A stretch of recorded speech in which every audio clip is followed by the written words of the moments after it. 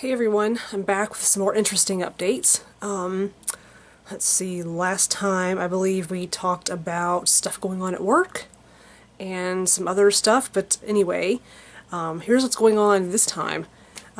So I ordered an Ancestry DNA test kit, and they sent it, and here it is. You spit into the tube, you fill it up to the little wavy line, and then you put the blue stuff in, and then you have to shake it for 5 whole seconds. And then you have to put it in a baggie, and then the baggie goes inside the box, and the box goes to their lab, and they test your DNA, and they find out who you are and where you're from and what you're made of and everything, and then they email you so that you can click on a link and then go see your results for yourself. So, I just got done drinking a soda, so I can't spit into the tube right now because you have to wait 30 minutes after you eat or drink anything. And since my medication causes dry mouth, this might be kind of challenging for me. I might have to it might take me like an hour or longer to generate that much spit. So, yeah. The chainsaw that I ordered a couple weeks ago from Amazon, it was on Amazon's site, but it was a third-party seller. And it came, and me and my friend Carrie opened it yesterday, and the first thing that I noticed was that there was a return shipping label on the side of the box with the person's address cut out of it. And the box was not sealed, like it had been opened, but it had not been taped back shut. And so we opened it and looked inside and got all the parts out and looked at the stuff, and the fucking chain isn't there. So I had to email them yesterday and be like, can you either send me another chain, or should I just send this thing back and you send me another one? What will work best? Thank you. So yeah, I'm hoping that they'll resolve the issue and I won't have to resort to leaving something nasty on their feedback thing. So yeah. I really hope they just send me a chain, because I don't want to have to go through the hassle of having to mail a fucking chainsaw back to the seller. That would be a huge pain. But, I mean, I know they would pay for the shipping and everything. I'd be reimbursed. But still, who the fuck wants to do that? I mean, come on. So, yeah. One of the things we did yesterday was we went down to this very eclectic area of town called the Highlands. We walked around and went to the shops. We had a beer. The beer we had was kind of bad, and it kind of really disappointed me because it was a place I really had always wanted to go. I remember driving by this place a lot ever since I was a teenager, and seeing it and wanting to go inside and try the beer because they make the beer right there. It's a brewery. And so we went into this place yesterday. The beer had no unique qualities to it at all whatsoever. I mean, it just tasted like cheap canned beer. It wasn't cold. Like, when she poured it, I took my first sip, I'm like, wait a second. It's not cold. So yeah, we're not going back there. We went to a tattoo shop where I get my tattoos done, and I had a consultation with my guy. And he's going to ink me today, actually. Later this afternoon, I'm going to go pick up Carrie, and she's going to go with me. And I'm going to go get my tattoo. It's going to be a giant squid, and it's going to be down here on my arm. And the reason I picked a giant squid is because I wanted a sea creature really bad, because I've always really loved the ocean and sea life. And squids have always seemed really beautiful and really mysterious to me, especially the giant squids, because they're so elusive and there aren't very many of them in the wild. Really, you don't see them very often unless you're on a ship way out in the ocean. Let's see, also because the design that I found would fit on my arm perfectly. And also I can get away with it being relatively inexpensive, nothing colored in, just some shading, and that's about it, and lines. So yeah, I can get away with it being relatively cheap. I can be fiscally conservative with this one. Oh yeah, yesterday we went to this bookstore and I found the coolest goddamn book. I mean, I think it's cool because I'm a total nerd, but oh shoot, it's in its bag. Crap, and I can't get it out. I only have one hand available. But anyway, I'll show you guys at the end of this video after I videotape some other stuff and I've got both hands free and I can get it out of the bag and show you Anyway, it's this huge, really old book. It's from 1884. That's right, 1884. It is a practitioner's encyclopedia of obstetrics. For those of you who do not know what obstetrics is, you can either Google it or I can tell you. I guess I'll just tell you. Obstetrics is the science and practice that deals with pregnancy and birth of babies. Human babies. Yeah. But this book is incredible. It's in amazing condition for its age. It's 133 years old, for crying out loud. And the pages are all intact, or like there's no pages missing. The illustrations are absolutely gorgeous. They're really detailed. I mean, back then, like, photography wasn't much of a thing for books, really, because at the time photography was still new. It was time consuming, it was expensive, so instead they would just pay an artist to draw or sketch what they wanted for these plates and these medical books. I guess, well, for any book that had illustrations, really. But the book is huge. It weighs a ton. Like, I could have, like, fended off, like, muggers with it yesterday. I didn't have to, thank God. But, yeah, it's a huge, heavy book. Yeah, it's definitely a murder weapon. But looking through the book yesterday, and just reading and looking at the illustrations, actually, like, not a whole lot has changed when it comes to birthing babies and when it comes to dealing with pregnancy. Obviously, we have things like ultrasounds, and we have various test kits that we can use to detect problems with the fetus, things like that. And techniques have changed, but as far as, like, actually delivering babies, not much has changed. Back then, they used ether and chloroform to sedate a woman who was having complications or was in severe pain or needed to have a C-section or something like that. And back then, forceps birth was a thing, which seems kind of gruesome. I would not want forceps going up into my hoo-hoo to pull out a baby. I don't, no. Yeah, it's a fascinating book just to see, like, what things were like back then versus what they're like now. And it's like I said, some things have changed, some things really haven't. But, yeah, after a while, I'm going to be fiddling around with my camera again to make this video longer, to add more, and I'll have the book out of its bag. I keep looking up there because there's the book right here. There's the book. So, yeah, I'll have it out of its bag, and I'll, like, flip through the pages and show you some illustrations. Not all the illustrations, because I don't want to go to YouTube jail. Some illustrations might be considered lewd or offensive for some little snowflakes out there who can't handle anatomical illustrations. I mean, it's just a vulva, for crying out loud. But anyway, I gotta go take a shower, because after I get my tattoo, I'm not gonna be able to shower for a couple days, and I don't want to stink, so I'm going to put down the camera and go do that, and I'll catch you kids in just a little bit. Here we are at Imperial Tattoos. This is Braylon. Hello. He is very talented, he's very professional, and he is doing a wonderful job of putting a giant squid on my arm.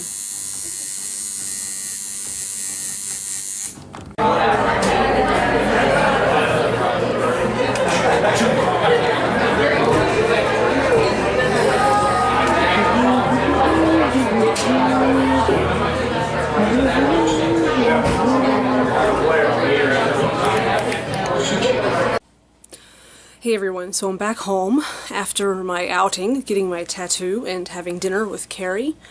We went out to an Irish pub and we had potato skins, she had fish and chips, and I had a burger, and we had beer, and it was very nice. And then we went back to her place and I dropped her off. And then after that I went to a bar next to her house called World of Beer, and had 2 beers and 1 soft pretzel. But, yeah, this tattoo, I don't know why, but it seems like it was so much more painful than the other ones that I've gotten. I don't know, I guess it's because it kind of goes on top of my hand just a little bit. That's a tender area for tattoos and needles, and then this area inside my wrist is also a very tender area. Real painful area for tattooing.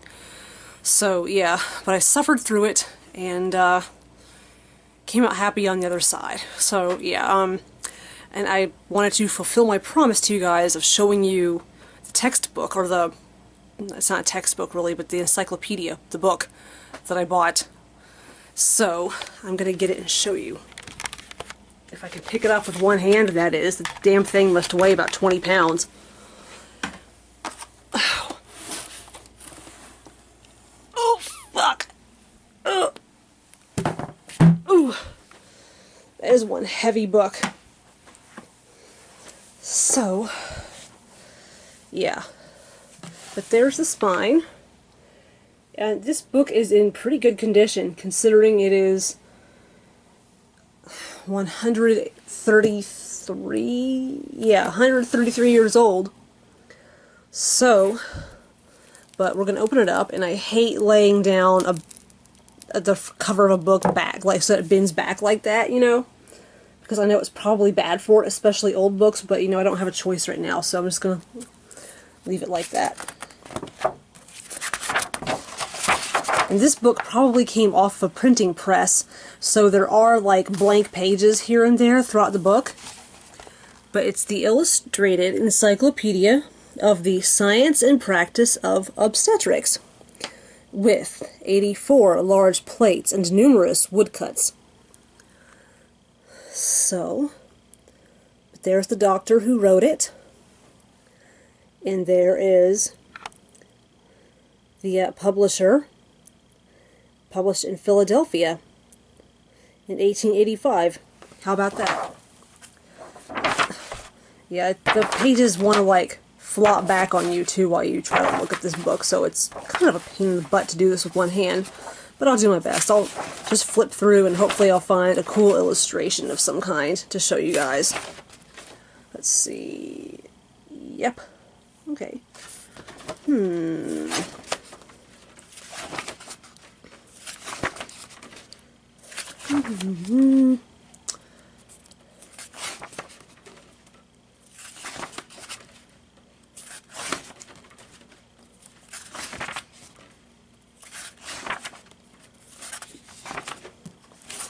A lot of words in this book. I mean, that print is like tiny. Some mention of typhoid fever in here? That's interesting.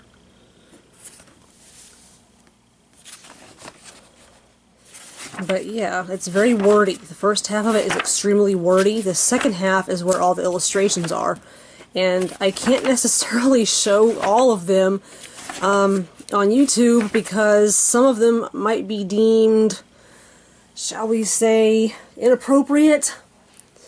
Yeah, but I will flip to the second half of the book and find an illustration, hopefully one that's not totally inappropriate. Let's see, find a good one. But yeah, like the first part of the illustrations, it's all like showing like various deformities that can occur in the human pelvis. Obviously this pertains to obstetrics because obviously if a woman has a deformed pelvis she can't give birth. So that's why they're showing this stuff. But there's, I'm not sure what that is. What is this? It says, this plate represents the abdominal plane of the pelvis of an adult woman with the soft parts covering it. The subject being on her back. The peritoneum and subjacent aponeurotic laminae are removed. Not totally sure what that means. But there's the illustration. Let's see if we can find another one.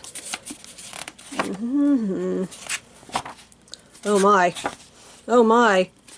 Yeah, I can't show that on YouTube, sorry. Let's see. Yeah, there's the female reproductive system, essentially. Yeah.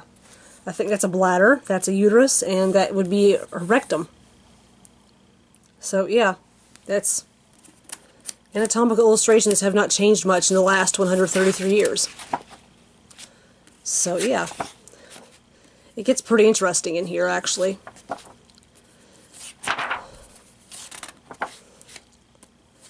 So I'm going to flip a little farther and see if I can't find something else interesting. Yeah. let's see. The relations of the fetal head with the superior straight in 2 of the oblique positions. Alright. I'm not totally sure what half of that stuff means. I know what oblique means, I know what a fetus is, I know what a fetal head, I know what the head is, but I don't know what a superior straight is. I mean, it's obviously the positions of the fetus's head positioned in the canal of the opening of the mother's pelvis. But anyway, yeah, I'm really glad I found this book. I mean, it's really cool. Just to really see how things were done back then versus how they're done today. Not a lot has changed. So, like I said, not a lot has changed. Yeah. There's not much more to talk about in this video, really. Oh yeah, my wisdom tooth removal. Yeah, I was fine after my wisdom teeth got pulled last Friday. Had a normal day after that. Brian came into town, as you guys know. Saturday we partied our asses off. Had no pain, no trouble at all whatsoever. It was fine. Sunday was fine, Monday was fine, Tuesday was fine. Wednesday I started getting this like dull ache, like right here. And it was dull, and it was just really it was just nagging. It wasn't terribly painful, it was just nagging, you know. So, I ignored it. Thursday, it was a little worse. So I took some ibuprofen. It went away with the ibuprofen. It was fine. Thursday... Oh, wait a minute. Wednesday, Thursday, Friday. Yeah, I took ibuprofen when I was fine. But I think it was the middle of the day. Yeah, it was the middle of the day, Thursday. Yeah, I started feeling like really bad. Like it started like really hurting. And I didn't have my pain medicine actually with me, so I ended up having to leave work because I was in so much pain. Went to work Friday, armed with my pain medication. The first part of the day went okay. Then the pain started hurting really bad again. So I went to my locker and got out my phone and I called the oral surgeon and I was like, look, I've been having this pain since Wednesday. It's getting progressively worse. And also, yeah, back in the back of my mouth on this side, my lower jaw, where my wisdom tooth had been, back here, there was a gaping hole big enough for me to shove my pinky finger into. And food was getting in there, and it was really driving me crazy, and I was really concerned about it. And I told them about that, too. And they said, well, you know what, you could have a dry socket, or you could have an infection, so you need to come in, like, right now. And the reason they wanted me to come in right that second was because it was like 2:30 and they closed at like 4. So the only way they were going to get me taken care of so I wouldn't have to suffer over the weekend was if I left work and went right then. So I talked to my boss, explained what was going on. He's like, alright, fine, go. So I went up there and they looked in my mouth and I mean, the oral surgeon came in and he had a popsicle stick and he told me to open my mouth and he poked it in there and pulled my cheek aside and he got down close to my face and just kind of went and looked and he goes, you've got a dry socket. I'm like, what's a dry socket? So he explained to me that a dry socket is pretty much what happens when you have a tooth extracted and there's a blood clot that's supposed to form at the opening in the bottom of the hole. And it's supposed to kind of like keep it like sealed, sort of, so that the gum tissue can migrate downwards and close up. Well, that blood clot had disappeared and the stitches they had put in over that hole had come out too. And so he said that the way to treat this was that they would take this medicated gauze strip and pack it down inside the hole, which kind of sounded strange at first. I'm like, this is not going to do anything. But he said that basically this medicated gauze would mimic the presence of the blood clot and would allow the gum to heal like it was supposed to. And also that being in there would help with the pain too. So I let them basically shove this strip of gauze down in the hole, and I felt worlds better afterwards. It's funny that the surgeon was like, "Oh, if you want me to, I'll get a syringe and I'll numb your jaw back there, so you don't have to feel it because it's going to be really painful to have that shoved in there." I'm like, "Oh my God!" He had me really scared, and I didn't want to have to pay for any kind of any Novocaine or any injections or anything. So I just was like, you know, if I can sit through getting a tattoo, which I've done a few times in my life, I can sit through having something shoved into a socket in my mouth. It'll only take a few minutes. All I have to do is just lie still and take it, and they'll get done quickly.